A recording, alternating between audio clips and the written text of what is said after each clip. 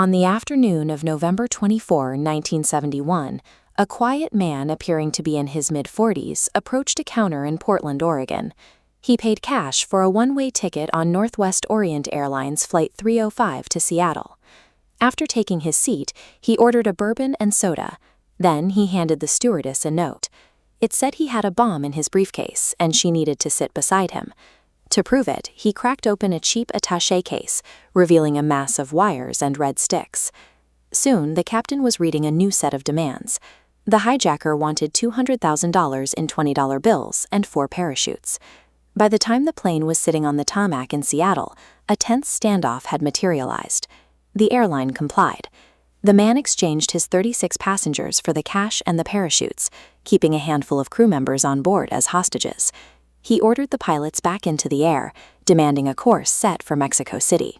But somewhere between Seattle and Reno, shortly after 8 p.m., the hijacker did the unthinkable. He jumped out of the back of the airplane mid-flight, taking the ransom money with him. The pilots landed safely, but the man had vanished.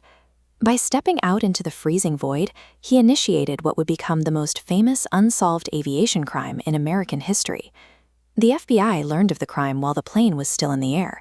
They immediately launched an extensive, multi-decade investigation they dubbed NORJAK, short for Northwest Hijacking.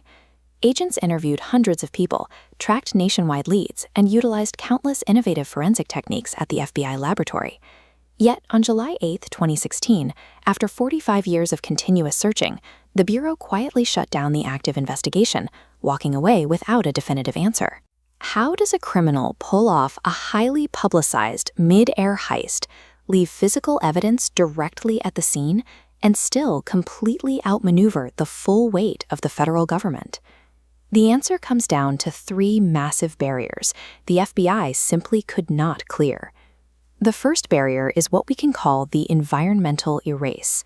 In all likelihood, the hijacker defeated the authorities by immediately defeating himself. Consider the physical reality of his exit. He was wearing an ordinary business suit, a white shirt, and slip-on loafers. It was November in the Pacific Northwest, plunging him into freezing rain and utter darkness directly over rugged, densely wooded terrain. Look at this parachute. This is the actual canopy he used. It couldn't be steered. Even for an expert, jumping with unsteerable obligement into a nighttime forest is basically a death sentence. And the evidence suggests this man was far from a seasoned pro. He didn't ask for specialized gear, and he made no known preparations for surviving a rough wilderness landing. The harsh elements of the Washington landscape likely consumed the suspect upon impact, effectively destroying the trail before the FBI could even begin following it. That harsh environment leads directly into the second barrier, a massive deficit of actionable physical evidence. The FBI cast a wide net. Over the first 5 years alone, agents considered more than 800 individuals, eventually whittling the list down to about 24 serious targets. They even arrested a man named Richard Floyd McCoy. McCoy pulled off an almost identical airplane hijacking and parachute escape less than 5 months later, but agents ultimately ruled him out. His physical description didn't match the nearly identical accounts provided by the 2 flight attendants who sat beside the real hijacker. So what physical evidence did they actually have? This black clip-on necktie, complete with a pearl tie tack. The suspect removed it and left it on his seat before jumping.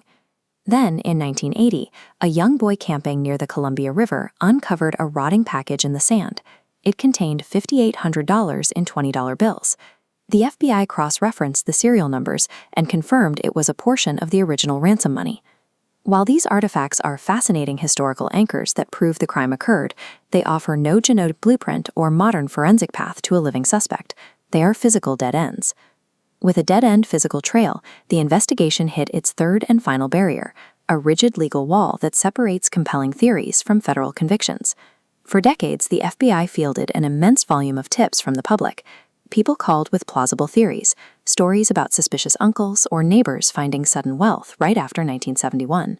But no matter how convincing an anecdote might sound, everything stops at one legal threshold.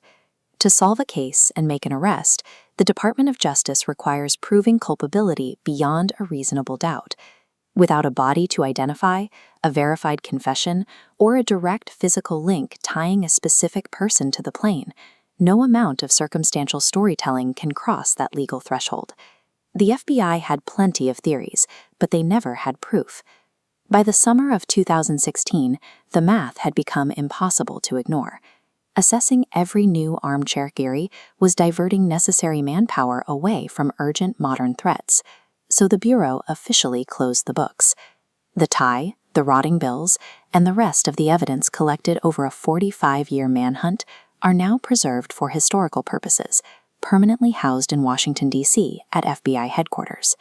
Even the name we know him by is an error. The hijacker bought his ticket under the alias Dan Cooper. A reporter miscommunicated the name early in the investigation, and the press mistakenly printed DB. Dan Cooper jumped out of a plane and landed directly into folklore.